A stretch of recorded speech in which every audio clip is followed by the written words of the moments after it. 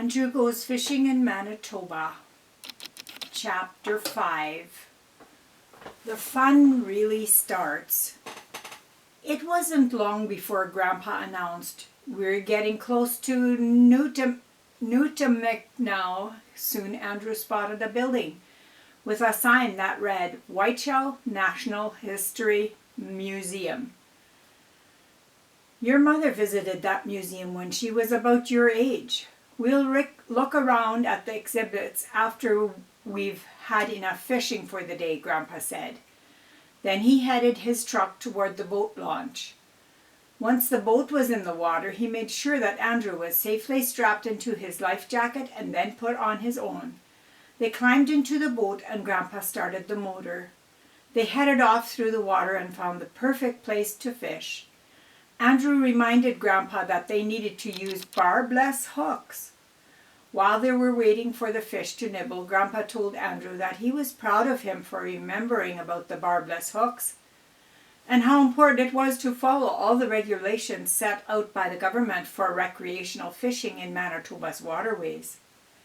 He also talked about something called fishing ethics, the unwritten laws of angling, which means you do something because you know it's the right thing to do, like not crowding someone if they get to your favorite fishing spot ahead of you, and being quiet so you won't scare the fish away.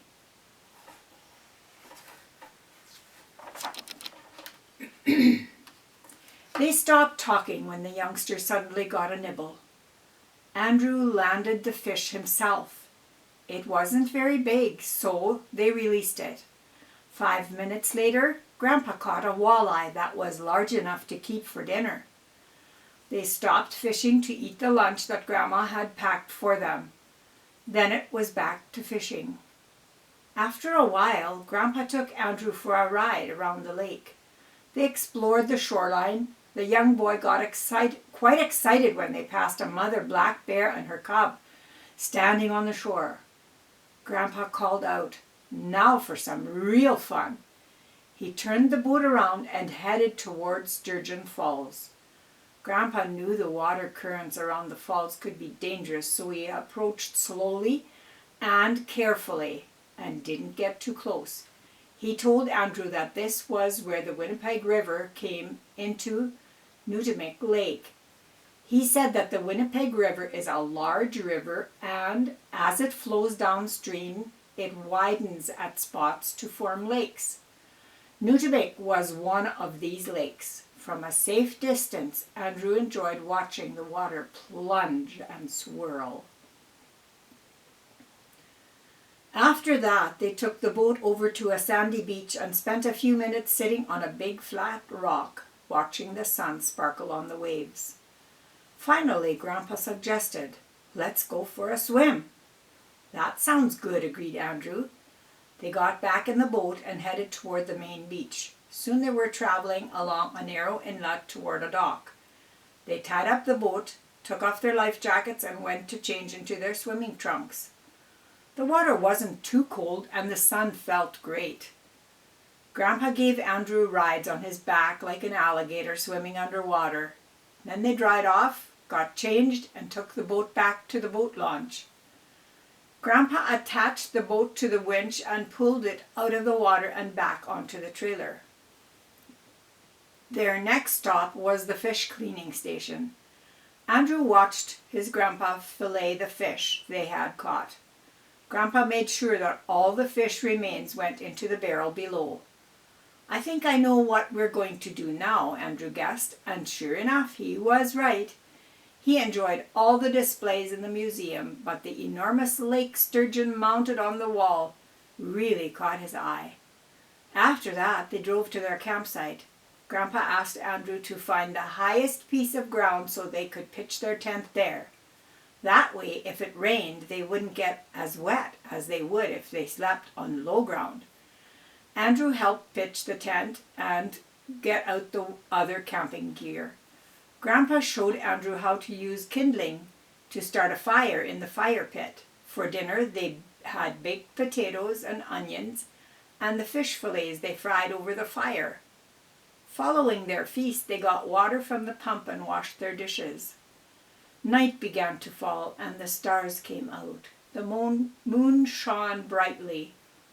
They sat around the campfire, and Grandpa told Andrew stories about when he was young and the things he and his dad had done together. After a while, it started to cloud over, and then rain began to pour down. They grabbed their things and ran for the tent. As the rain beat down on the tent, Andrew was glad they were on high ground. They crawled into their sleeping bags and said good night. Andrew let out a big yawn and was soon fast asleep, dreaming all about the fish he could catch tomorrow. The next morning they woke up bright and early. Grandpa opened up the tent windows so the sunlight would pour into the tent and dry it out.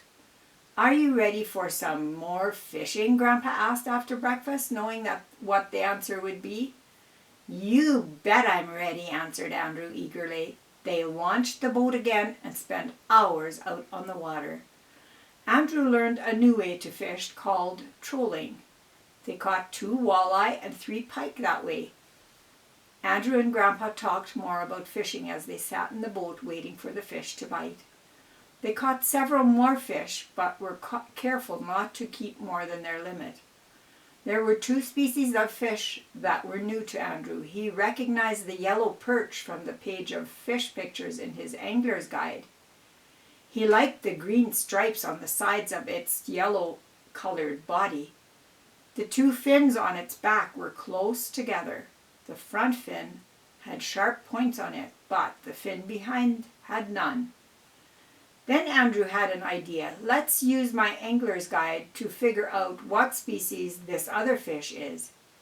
He opened up his tackle box and, with a little help from Grandpa, he identified the second fish.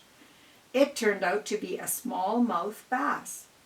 Grandpa told him that these fish sometimes jump out of the water when you're reeling them in on your line. They like to be around rocks or to hide under trees that have fallen into the water.